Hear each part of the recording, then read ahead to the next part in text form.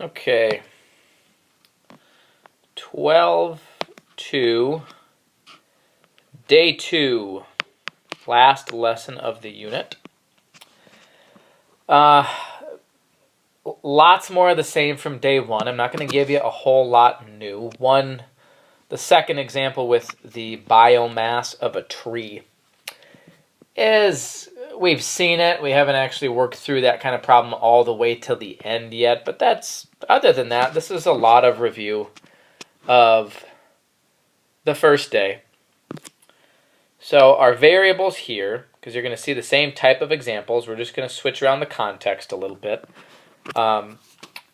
We are measuring various depths of a lake and then measuring the light intensity at that depth.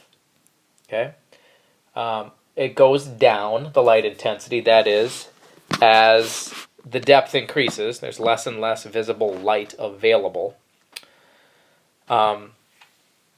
This, by the way, could be used as a measurement of water clarity. A lot of other variables could dictate the light intensity at a depth, but the clarity of the water is one of them.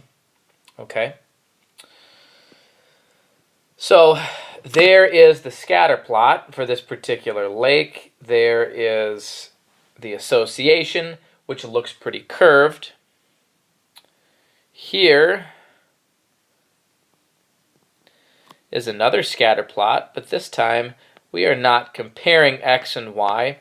We're comparing x to the natural log of y. That is water depth compared to the natural log of the light intensity. And notice it looks really linear. That would indicate the original data had an exponential association. For good measure, there's the residual plot. Doesn't seem to have any obvious pattern, which is good. So let's go to our mini-tab output. Let's do the same thing we've really focused on this whole section. Let's get our regression line. Let's use it to make a prediction. Now, I've been really picky this section with variables. I know we've seen them.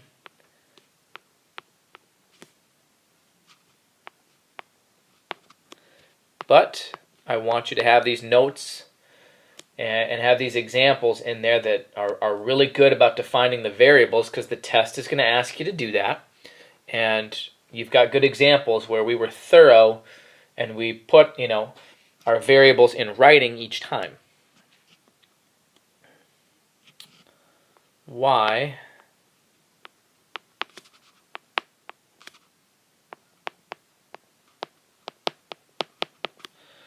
that is light intensity, measured in lumens, everybody's favorite unit of measurement for light intensity. What exactly it is, I don't know. I looked up the definition. It actually seems a little bit complicated. I'm not real great in physics, but what exactly a lumen is to a physicist, there they'd have to hash out the details. What is a lumen to a mathematician? A measurement of light intensity. That's about all the farther that we want to go. That's all we need. All right. Just because I ran out of room, I'm putting the regression line down here. There's my y-intercept. There's my slope. As always, do not lose sight of the fact that this regression line, which has a really, a perfect association.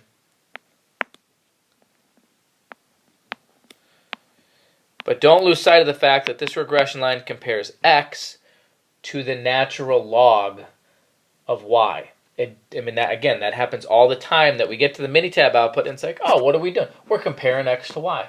Well, no, we had to do the transformation because the association to x and y was not linear. So we transformed the y variable and saw that if we did x to ln y, then it was. Okay, we are going to do the depth at 12. Remember, this will give us ln y. Put in 12 there. Do some number crunching on the calculator. 2.79 2.848. I'm being a little picky with rounding because I'm going to use this number to make a calculation, so I'm carrying a lot of decimals on all these. Don't get suckered into this common trap of saying that that's the light intensity in lumens, because that's not our prediction for y, it's the natural log. To get the prediction, we need to take e to that power. 16.33 lumens. And it tells us up above the actual reading at that depth of 12 meters was 16.2 lumens. So it wasn't perfect, but it was pretty good. We're getting a pretty solid prediction from this regression line.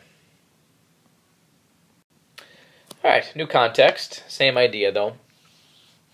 This is really the part I was talking about earlier that we'd seen when you have lnx to lny. We just haven't worked through one to make a prediction. The context is you'd like to measure the biomass of a tree, but who knows why you're doing it. Maybe you're just researching the growth, measuring it over time. Maybe, in logging, a select cut is where you look to see that a tree has certain characteristics that it's ready to be cut down, and it's off in size. You want to wait till it hits a certain size.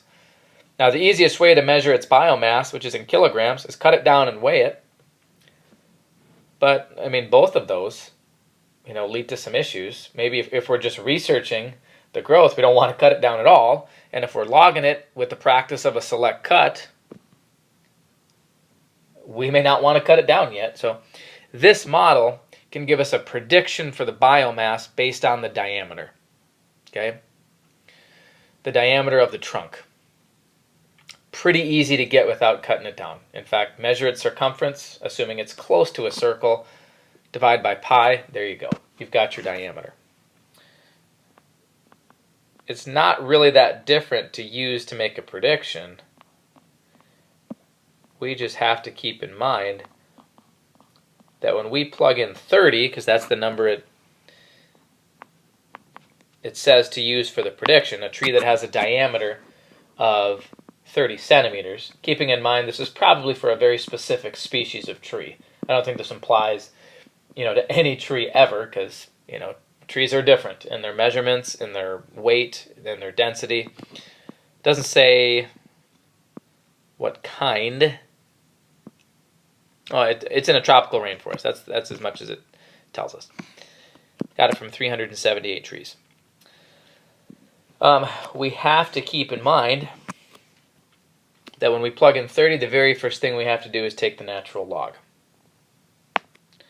Once again, I'm going to be a little picky with rounding. 6.2308 97664. That's another calculator number.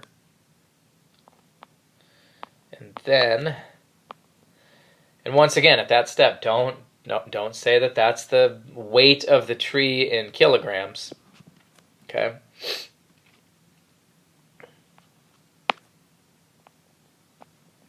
We need to raise that as an exponent with base e.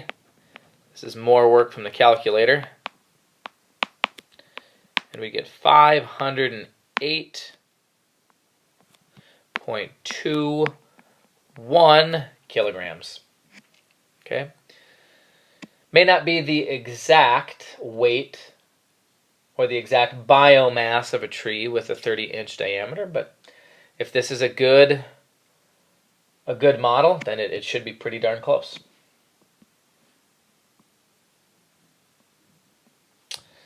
Last context, 2 slides on this one, involves a relatively simple physics experiment where a ball is dropped from a fixed height, and then each time it bounces, we measure its height, and you notice right here, as this is x and this is y.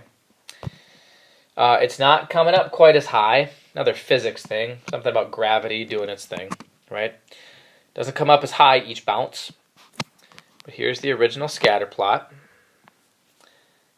You know, a little bit too curved to say that a linear model would be good. And here we have two to choose from. How about x compared to log y? And how about log x, log y? Now, before we make our decision, we should look at residual plots, but we don't have any here. We might have them on the next slide. I don't remember. I think we just have it for the one.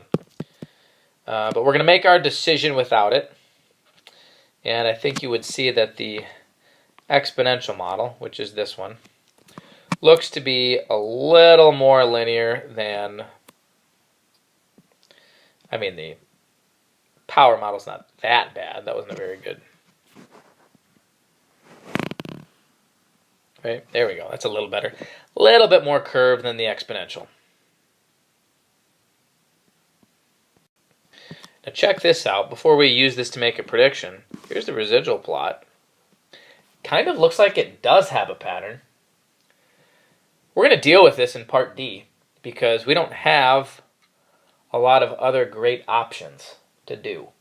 Okay, the original model wasn't linear.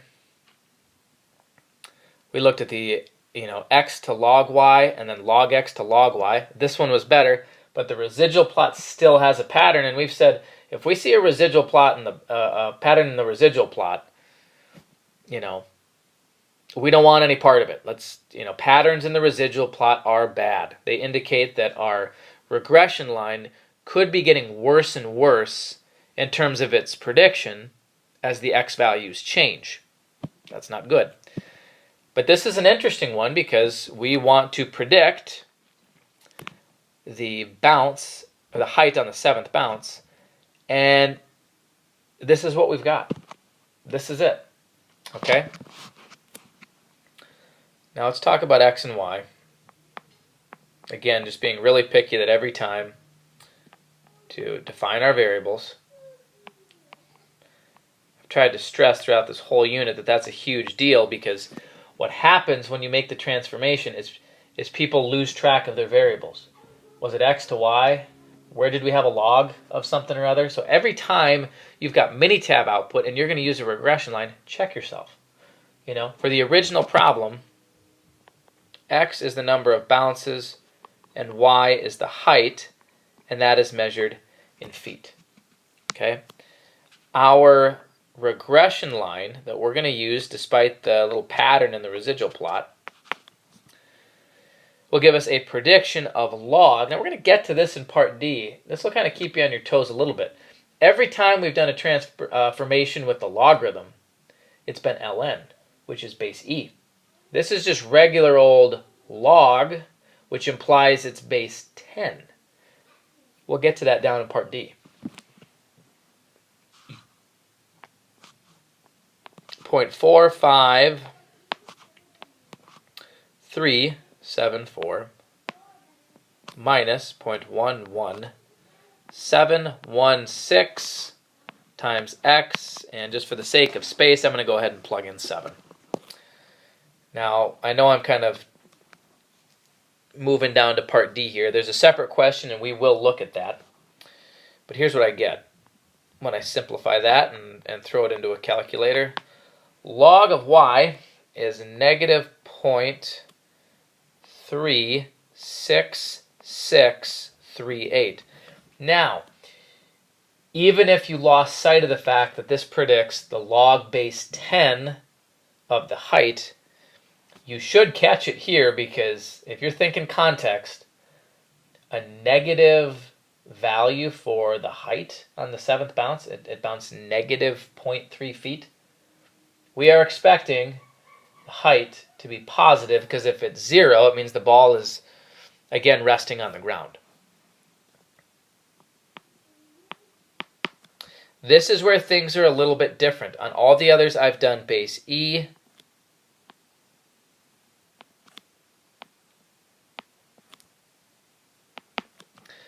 Here to get y, I need to take it base 10.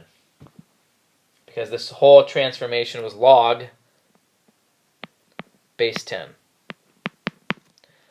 and that gives us a prediction of 0.43 feet. If I went back to the original scatter plot, looking at X and Y, that seems to make sense. It's a pretty decent prediction. Now let's talk about this pattern in the residual plot, because there is one, and we said if we see one, that's a no-no to make a prediction, because your prediction may not be that good. But again, for this problem, this was our only option. Okay? So in light of this pattern, we could at the very least do this. Do we think the estimate that we came up with, the prediction, is just right, too high, or too low? Now, from what I've talked about with the pattern, you've probably gotten the hint that it's probably not just right. It could be off a little bit. And part of the reason I threw this problem in here is it brings us back to a huge definition that we have not talked about in far too long. A residual. We've talked about residual plots, and you probably remember that a residual tells you how far off you are, but we haven't actually written the definition that if you use the line to make a prediction, okay, so you have two things, an observed piece of data and a predicted, actual or predicted. Actual meaning one that was, recorded in your experiment. It's the difference, and it's in that order. Now, we don't have a value for the actual. We have a value for the predicted of 0.43. Now let's go to the plot. Okay, what looks like is happening is after bounce number 5, our residuals switch to positive, and each time from 3 to 4 to 5, it's going in that direction, so perhaps it continues. Let's say it does, that our residuals are getting bigger and bigger, and they're getting more and more positive. Based on that pattern, I feel fairly comfortable saying that at the 7th bounce, I think I'm going to have a positive residual. Okay? I think it's going to be positive. Now think about the order we subtract them here. What does that mean about the actual piece of data, even though we don't have it? Well, if in the order we have to subtract them, for that residual to be positive, the actual piece of data would have to be bigger than 0.43, right? This number right here, the actual, has to be greater than 0.43, okay? So if we go back to our prediction that we made, in light of that, okay, and what I've given you here would be what you would need to put in writing as a justification. I've made a pretty good case that I think this prediction is a little bit too low. And the actual bounce height on bounce number 7 is probably a little bit higher, but our prediction is a little bit low. Okay? Interesting look at that whole residual plot where if we don't have a choice and we have to deal with the pattern, we can kind of factor in the pattern and still come up with some pretty good insight regarding the prediction.